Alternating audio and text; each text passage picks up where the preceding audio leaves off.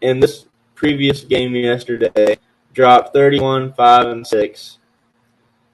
That was his first game cracking 25 points. He's been averaging 17 points a game in this series so far, which is a decent bit below what you would expect out of Jason Tatum. But the Celtics bench is so deep that they can pick up his slack. And Jaylen Brown has clearly been the best player on the Celtics in the series. He had 38 and 8 yesterday. He had 30 points in another game and I think high 20s in another game. So he's just been playing out of his mind in this series, which is something that you have to commend, and that's what makes for a perfect – I don't want to call him a sidekick because clearly he's capable of being the man too, but a 1B, if you want to call it that, is that if 1A is not stepping up, he can pick up and take charge as well. And it's a perfect dual threat. And we also said, me and Levi did, going into the series, that if Kyrie Irving is the second best player or the third best player on the court, the Mavs have a good shot at winning. Well, in this series, Jaylen Brown's been the best player on the court, and I don't think anybody expected that. Luka's been next, and then it's been Jason Tatum, then it's been Kyrie. So that's probably the worst possible way the Mavericks could have had this series go down, short of Jason Tatum playing better than Luka too. And Jason Tatum, he's been getting a lot of flack for his lower point percentage than what he's used to in the regular season, even in the playoffs leading up to this. But I think it's unwarranted because of my predilections that I've talked about here in the podcast before. The only problem with Jason Tatum in this series is that his shots simply aren't falling. He's 6 of 22, or he was 6 of 22 going into last night's game. Then he finally pulled one out of the hat and played really good with a decent percentage. But the reason it doesn't upset me is that he's still been being effective. As I was saying earlier, the Celtics defense has been really good this season, this series, and Jason Tatum has been a big part of that. He's been getting assists. He's been getting rebounds. He's almost averaging a triple-double. He's averaging 17, 7 and 6 or something like that in the series, which is a solid all-around stat line. If you took the name Jason, if Jason Tatum was a point guard, that would be perfect for what you expect of a point guard. But obviously, he's been struggling with his shooting, and people have been griping about it. But I think if you can impact the game in other ways and you're winning, then by all means, do it. Sure, will it impact his legacy if you even want to start having those conversations with somebody who's 26? If Jaylen Brown wins Finals MVP over him, sure, it's one less feather he has to put in his cap. But in 1981, Larry Bird had a similar series, and Cedric Cornbread Maxwell won Finals MVP over Larry Bird. And I don't think anybody is sitting back today crying for Larry Bird about what a lost potential it was just because, he didn't win Finals MVP over Cedric Maxwell. At the end of the day, all people remember is that Larry Bird has 3 rings. And only the geeks like me, when it comes to sports, could even tell you that Cedric Maxwell won the Finals MVP in 1981 and not Larry Bird. So I think Jason Tatum will be just fine, and the people that are going out of their way to knock him in this series need to readjust their priorities, because any series where you're averaging almost a triple-double, is it great? No, but he's playing good. And good enough is good enough in this series because the Celtics are up 3-0. Now, as I was saying earlier, Jaylen Brown is the clear Finals MVP in this series, and the only way he's not would be if somehow the Celtics take their foot off the gas and the Mavs sneak back in and it takes some performance from Jason Tatum to go for their jugular and end it. But outside of that, Jaylen Brown has the Finals MVP wrapped up, which I love to see. I like Jaylen Brown. Ultimately, if the Celtics do have to decide between Tatum and Brown at some point, I don't think Jaylen Brown having the Finals MVP will change anything. I think Tatum is still the franchise guy, but it definitely makes Jaylen Brown more valuable when it comes time to demand a contract and it comes time to, explore the market for other teams. He's a more valuable commodity. If you're a contending team and you're looking for that one missing piece, like say Jaylen Brown becomes available in your Philadelphia, then the fact that he's a Finals MVP, like that holds a lot of weight. Or if you're the Clippers and you're a team that's notoriously bad with clutch situations and choking, somebody that's been a Finals MVP and can show that they can rise to the occasion when the lights are the brightest, like that's somebody that you would want on your team. And I'm glad to see that Jaylen Brown is proving that about him.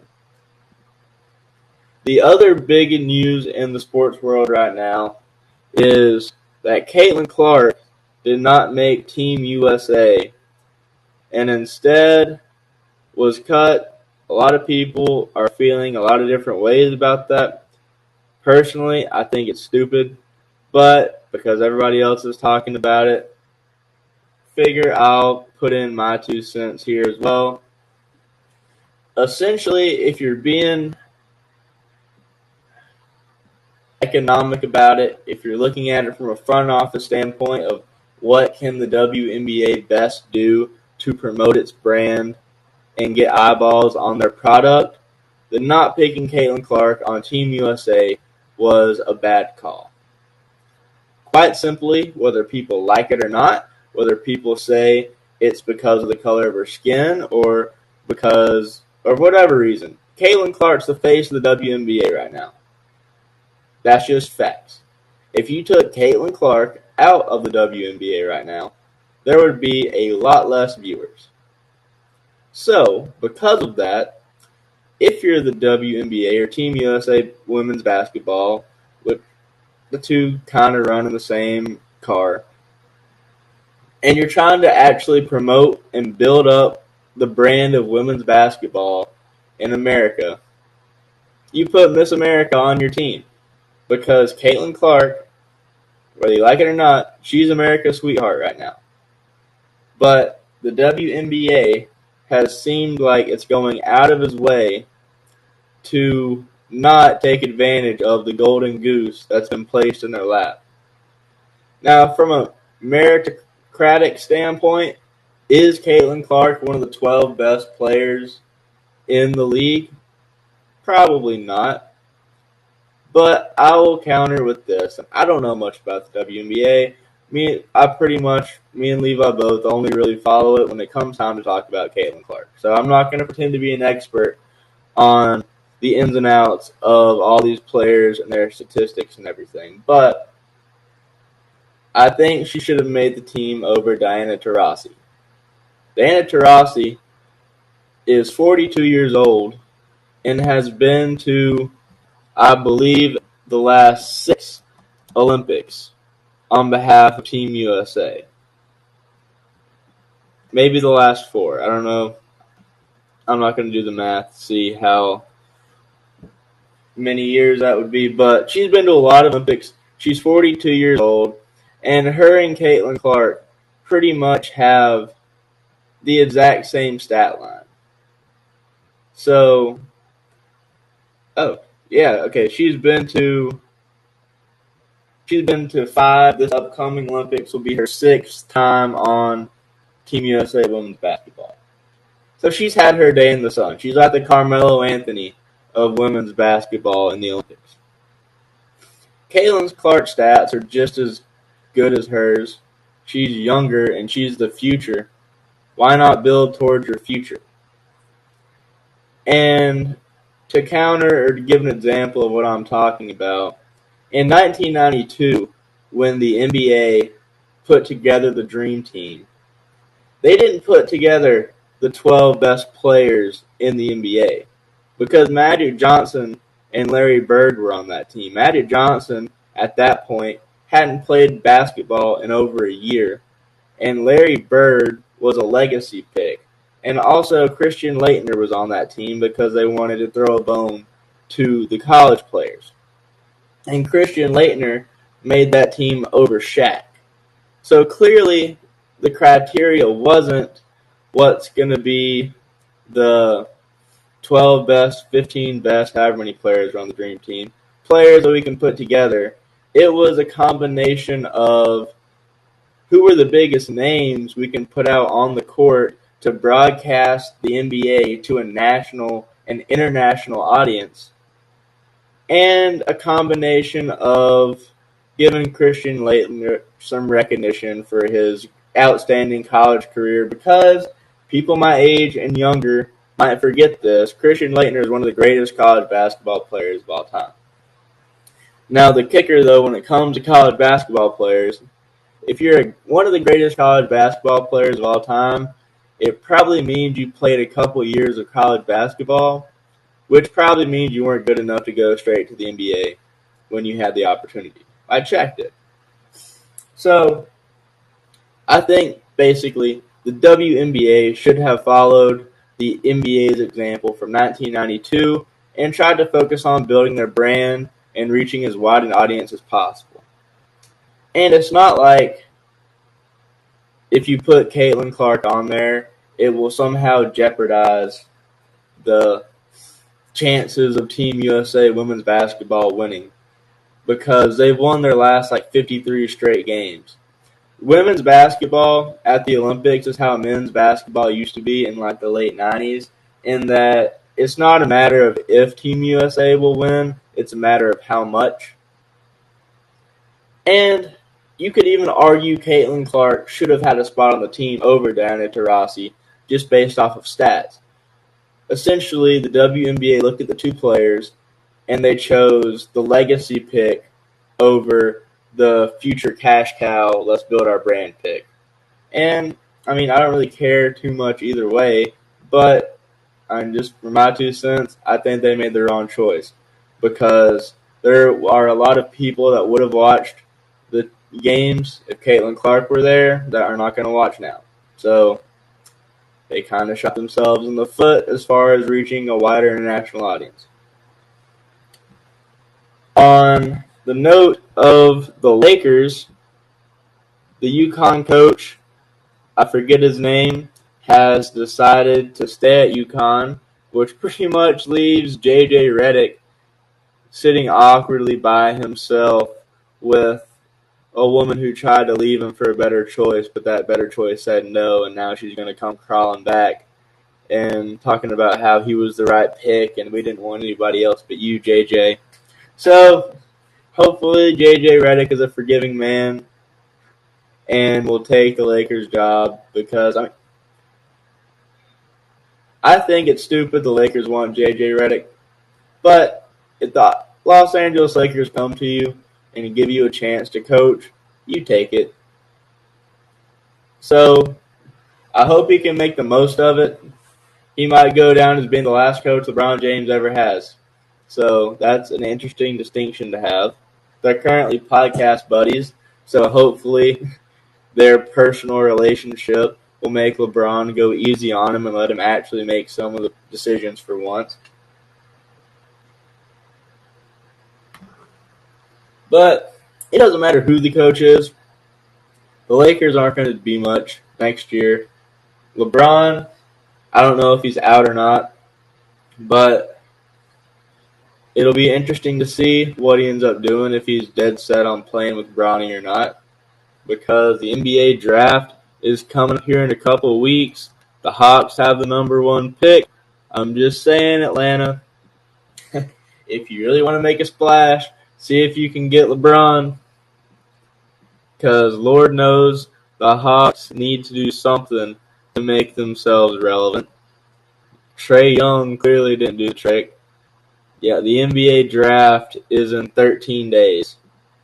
So in 13 days, we could potentially see what LeBron's future holds, and we will hold off that conversation for 2 weeks from now because I'm not trying to pull an ESPN and talk about LeBron James all the time, even when he's not in a moment of relevancy.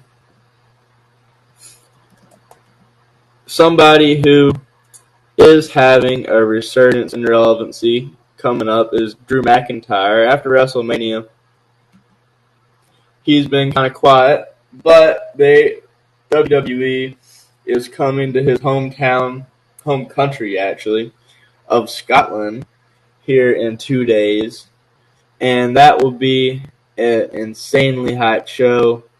Damian Priest will be defending his WWE Championship or World Heavyweight Championship against Drew McIntyre. Cody Rhodes and AJ Styles will be having an I Quit match for the WWE title. And Sami Zayn will be wrestling Chad Gable for the Intercontinental Championship. I'm really excited for the Cody AJ match. I like the last one they had 2 months ago. Obviously, Cody's going to win. With all that build-up of Cody and telling his story and doing all that, I think he's got to hold that championship for at least a year. And I don't know how he'll lose it. I don't think the person he should lose it to has presented themselves yet. But I hope he can get a title defense in there against The Rock at some point. I hope we get Roman Reigns back soon because I'm really, really excited to see where this bloodline civil war thing is going. We still haven't had Jacob Fatu show up.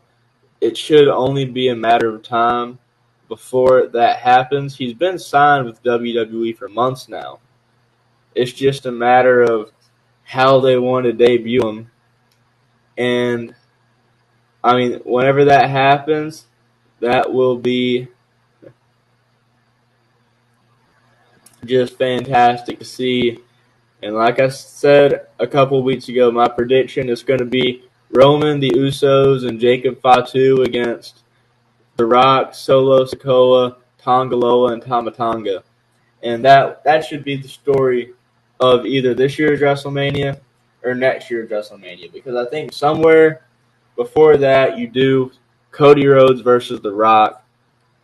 And I figure they'll do it at SummerSlam. But if The Rock's busy until WrestleMania, I think that's something that you got to do at some point. It's because it makes perfect sense. They've been jawing at each other for months now. And it'd be a big matchup. And it would get Cody Rhodes even more over with the casual audience and even just the mainstream press wrestling The Rock one-on-one. I think I mentioned it before, but just in the last 6 months, Cody Rhodes has gained over 1 million Instagram followers just from his feud with The Rock.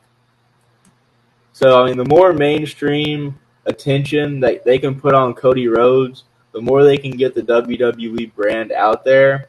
It's great. I mean, shoot.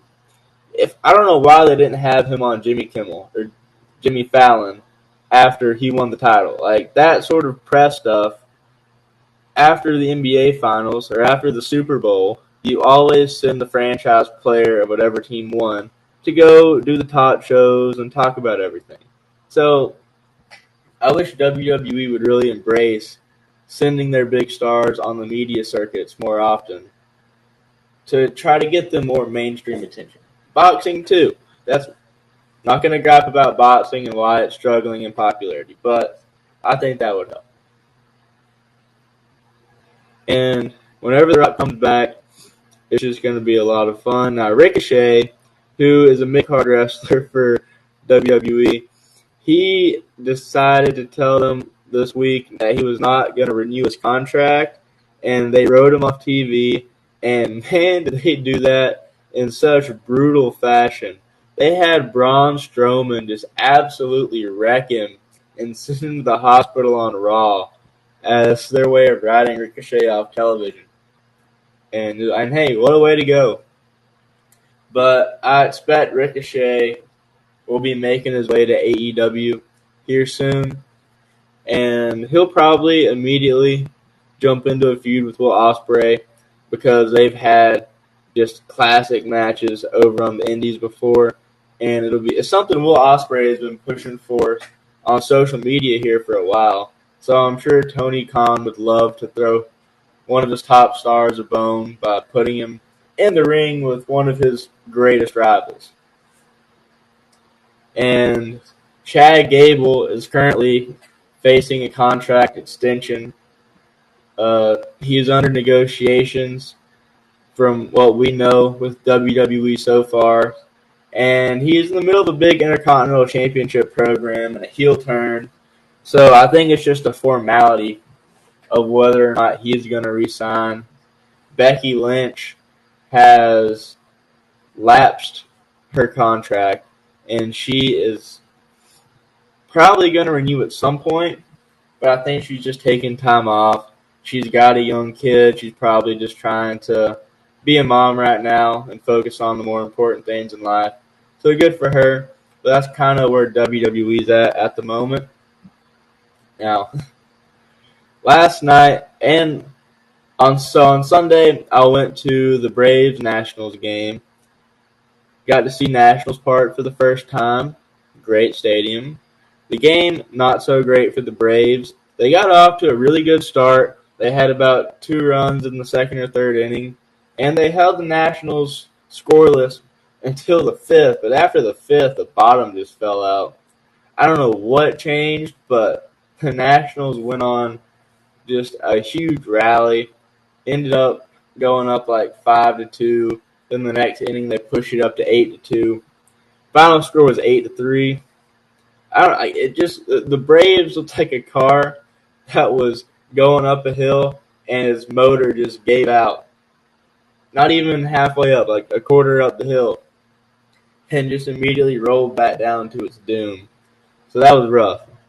And then last night, I was at the congressional baseball game, because that is a thing if you're unaware, and that was hilarious. The Republicans beat the Democrats 31-10, and the police beat these protesters but they tackled them, and it was a bunch of climate activists jumped the fence and ran about 2 feet before there was probably 2 or 3 of them that made it onto the field. Like 12 police officers just came out of, not in nowhere, but like they came out of a little tunnel and just immediately like tackled all of them and arrested them. And while they were doing that, these other protesters cropped up on the opposite side of the arena. So another group of policemen had to go get with them because the ones on the field couldn't get there in time. So it was just complete protest mania for about 5 minutes at the congressional baseball game. And of course, all the news outlets ran with it and said chaos breaks out at the baseball game, or pandemonium runs wild in the arena. And like, it wasn't anything crazy. It was like a 5-minute interlude to the game. People kind of had their attention. People paid more attention in those 5 minutes than they did the entire rest of the game. So, despite like what the news made it out to be, it wasn't like complete utter chaos. It was like, what the heck's going on over there?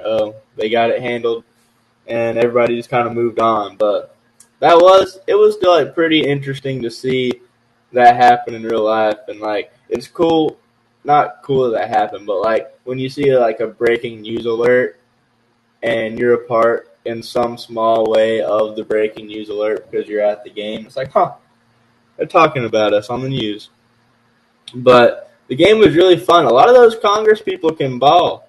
Like, give them credit. Like, some of them, like, they're in better shape than you would think. Granted, none of the people playing were the like big name Congress people. Like, you didn't have Nancy Pelosi or AOC or Ted Cruz or Marjorie Taylor Greene or anybody out there playing. It was kind of the no names that just are quiet and don't take up all the media coverage. But they weren't just the old geezers that people typically associate as being Congress people.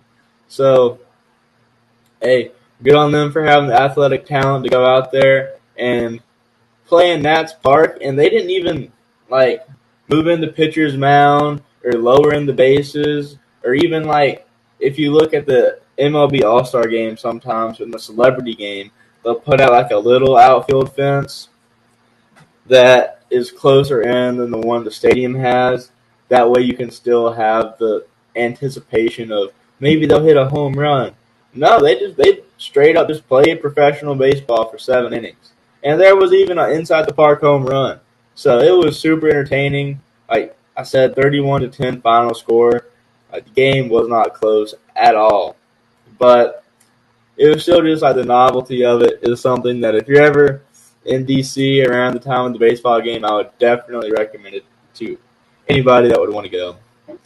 But with that being said, I will sign off for this week, and the next time I see you guys, we'll have a new NBA champion, most likely the Boston Celtics, and I cannot wait to talk about that. This is the Water Cooler's 4th NBA Finals that we've been around to cover, and on behalf of me and Levi, it's just been such a fun time getting to sit and talk sports on this platform, and especially covering NBA Finals and Super Bowls. Like, we just love it and really appreciate it.